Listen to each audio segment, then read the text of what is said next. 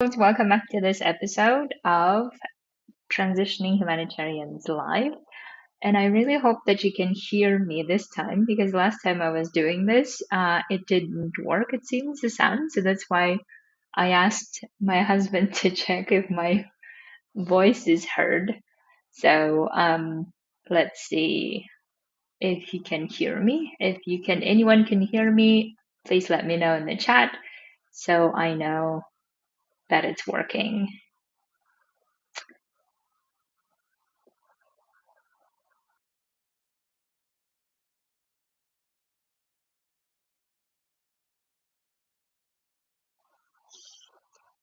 Okay, so we will continue with the audio that I have. I'm hoping that you can hear me.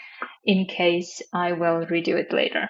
So, the topic that I want to talk to you today about is the topic of humanitarians who have decided to transition to something totally different, or decided to go, let's say, to back home, stay with their or be with their families at the same time feeling like they could do the humanitarian work but maybe in another setting. Like I received a message this morning actually from another humanitarian who was saying that she went back home and she decided to work for the same organization but at the headquarter level, right? So um, like trying to have the family and the work at the same time, and then while family side going so well, but at work, in the work setting, things still not going the way that she thought. There are a lot of disappointments, and then she's wondering what to do, whether to come back to the field, which also means risking like not being with the family again, or going to something totally different, and what to do. And this is the dilemma that some humanitarians have, right? And I wanted to speak to that in helping you to navigate that context. If you're in that context, helping you navigate what kind of questions you could ask, or how could you help yourself to make a decision, or of course come and coach with me, and I would love to help you make that decision with you together. So if you are in that situation, I think we often assume that when we are back home and then we are also back doing the humanitarian work from another context, oftentimes not from a field perspective, we often assume that things will be better, things will be different, things will be a lot different than we expect, basically. And then we get disappointed, and then we feel like this was not what we thought it would be. We thought things would be a lot better and different, but it's not. And then now we feel like, okay, did we make the bad choice, or did we make the mistake, or what are we going to do? And this is the feeling that keeps coming up. And in that moment, the best thing we can do is first focus on how we can um, process that disappointment. And I have spoken about processing disappointment in so many other videos. So if you are not familiar with that, please go find those videos and watch them. But what I'm really essentially saying is that I think we are going to be disappointed no matter where. Disappointment is part of our life somehow, and we need to just like expect or count that at some point we will be disappointed. The question is where, and the question is how often. And I think we often assume that our first assumption always is that we shouldn't be disappointed, right? We, like when we think about workspaces, when we think about our lives, when we think about going for something new, when we're building something new, we always assume that we shouldn't be disappointed, or let's hope we will not be disappointed. And therefore, our brains a lot of the time try to like protect us from going disappointed, and therefore we try everything not to be disappointed. But I think we need to learn the skill of actually getting disappointed, simply because it's fortunately or unfortunately inevitable part of our human experience. The question always is, are we being disappointed for the 10th times? about the same thing, or it's something new that we're being disappointed about. So once we learn how to process that disappointment, the next question is, what are we doing with that disappointment? Right? That's really the key, because if if we are not wanting to do that thing again that we are disappointed about, then the sign that we haven't processed disappointment is when we don't want to do this for the next time, for the third time, but we keep forcing ourselves to do it. That's when we know that we haven't processed disappointment. That's when we know that we have a lot of lingering feelings about it, and therefore we don't want to do that thing again. But instead of processing disappointment and deciding what to do, oftentimes what we do is we just keep forcing ourselves to do that thing over and over again to a point where we can't, and that's where the problem starts. Right? So that's why the first assumption that I want you to think about and really think about in terms of how it applies to you is it really realistic to expect that we will never be disappointed? I'm assuming not. I mean, at least I haven't met any humanitarian who's not disappointed, right? Whether at workplace or at home or in whatever they're doing. And that's not only humanitarians, obviously every human being I encounter, that's the experience now. It doesn't mean that it's only happening in our humanitarian world, right? But the question always is, I think, that we need to focus on is how often are we getting disappointed about the same context, same situation, and what are we going to do about it? So that's one piece. The other piece is, can we still do the things that we want to in that environment while being disappointed? Right? Can we contribute to the thing that we want to contribute to, or can we get things out of that context that we want to get out, whatever that is, the growth or the reputation, the career, whatever it is, that if we want to, right? Can we get it out of there? Do we want to or not? Is another way to navigate about this question is, what are we trying to get out of it? Are we getting it? If we're not getting it, do we want to continue being disappointed and not do anything about it? Right? Because disappointment always is there for a reason, right?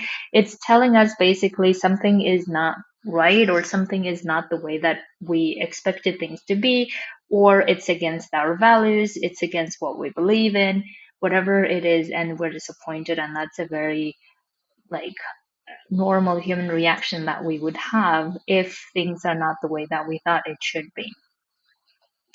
Now, the next key is then deciding, is this something that I want to continue tolerating or not?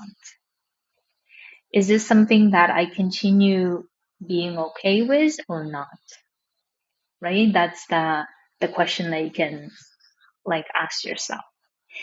The other assumption that I want to bring to you that I think many of us make is that there shouldn't be any problems, or even if they are, it shouldn't be that big of a problems that I think our brains assume oftentimes. But I think the question that we need to be asking is not that there will be no problems, because there will be problems either way. Either we go somewhere else to start something new, or we continue in that environment. There will always be problems. The question again is, what kind of problems that we're willing or wanting to solve? What kind of problems that we want to actually use our like competence, our capacity, our all the experience that we have from the past, how do we want to use it in the best way to solve the problems? Or what kind of problems do we want to solve? Is it in this environment or it's in another environment? Right? That's the question that we may want to ask, is that like, are we solving the problems of, for instance, are we solving the problems of just being disappointed and not wanting to do anything and just forcing ourselves to do something, which is not really a solution, but in that moment, our brain will likely to tell us that, well, we don't have options or we don't have any other choice, so we may as well continue doing that, and we see that as a solution, but we know that's not a solution, right? So therefore the question is how we want to use our like experience, our brain capacity, all the things that we are so good at, how do we want to use them to solve which type of problem in that context where we're working to serve the people that we want to? Because as long as we're not really solving like the high level problems to our level of capacity, if we're not solving and growing, then we will feel like we are not useful in that environment, and or we're not really our like capacity is not used in the right way, and that will also create a lot of disappointment or frustration, and we don't want to be in that environment either. So that's why, so to like recap a little bit, right? The first thing is processing disappointment, learning how to process disappointment, and deciding what to do about disappointment. And like instead of keep asking questions of how I cannot be disappointed, but rather where do I want to be actually disappointed? What are the things that I want to be doing that will eventually may lead to disappointment, but I know how to handle it because I know what's the problem I'm solving is the next stage, right? I know this is the problem that I want to be solving uh, by working in this environment. For instance, maybe I want to be solving the problem of rights of women, or maybe I want to be solving the problem of um, rights for education. Whatever the problem is that I'm solving, I'm going to use all my capacity, all my wisdom, experience from the past to be doing that work. And that's why I'm going to stay here, or I'm going to continue working in this, even though I know there are lots of other things that I'm disappointed about, right? So that's why that's the other question you can ask.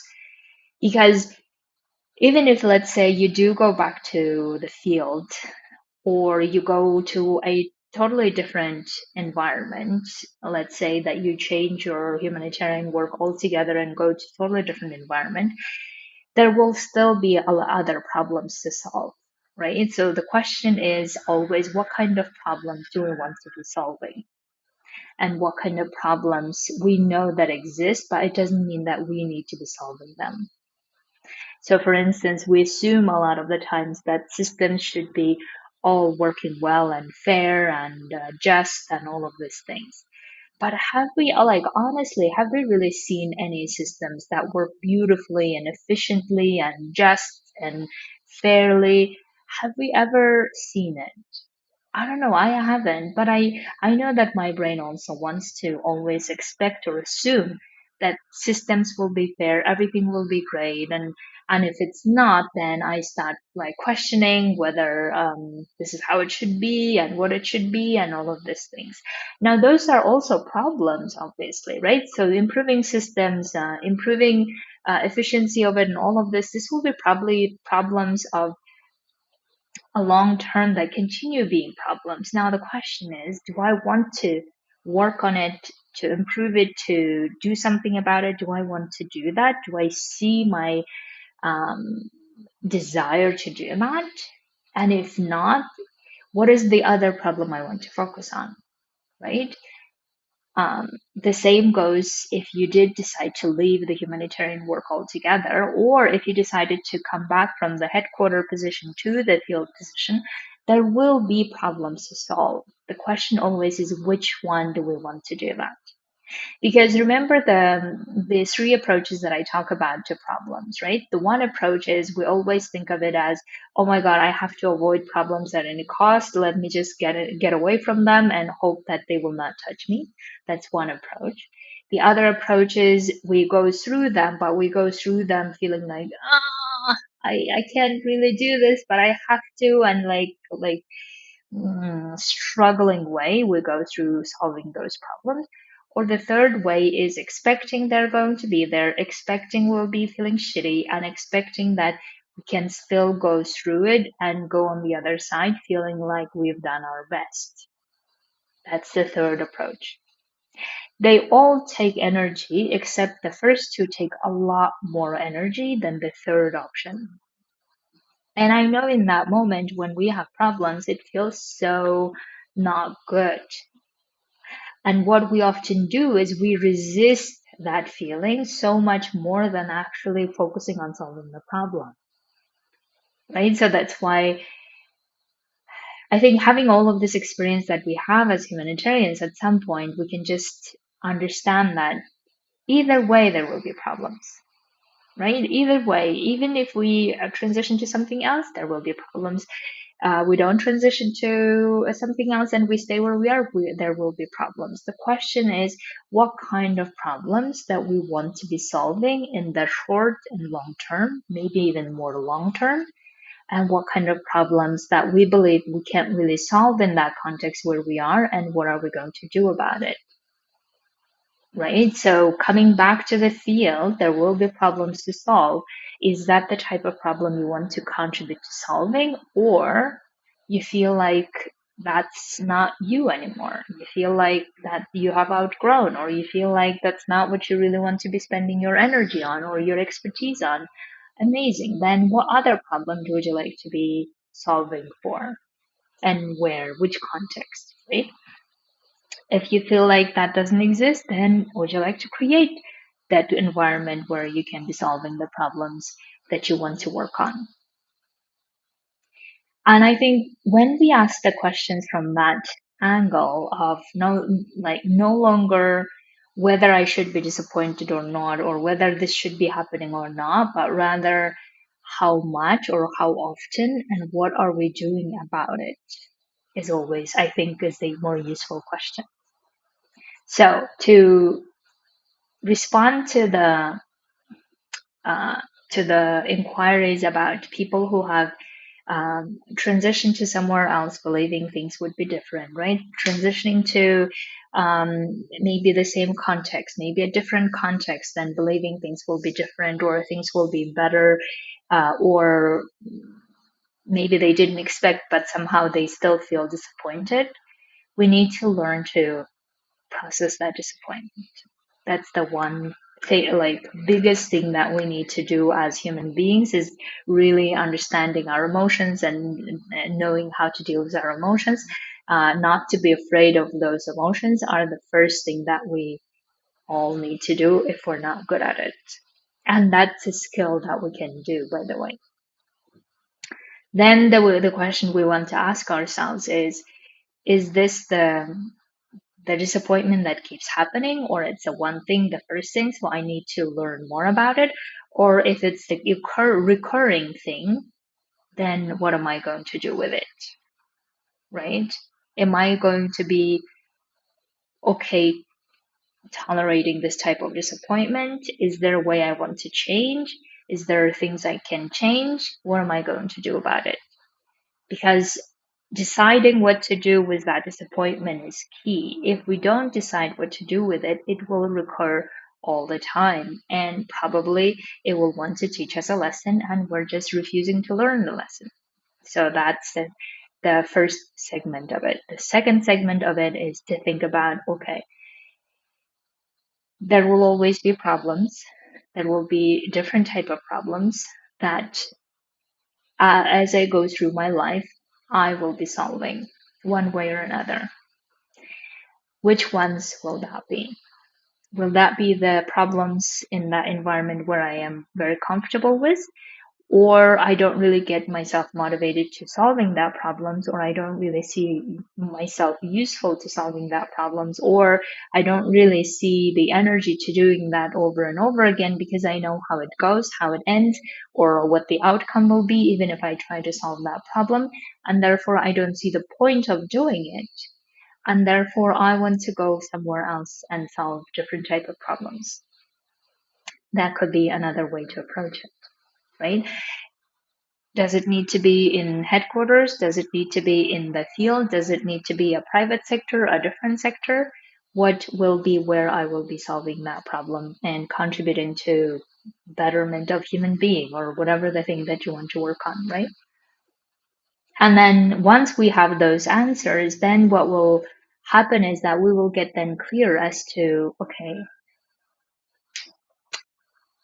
what is it that really the next thing that I want to create proactively, instead of just keep doing the next thing, getting the next opportunity, or like saying yes to the next thing because we're afraid of losing that opportunity, because we're afraid of not being able to support our family, because we're afraid of not,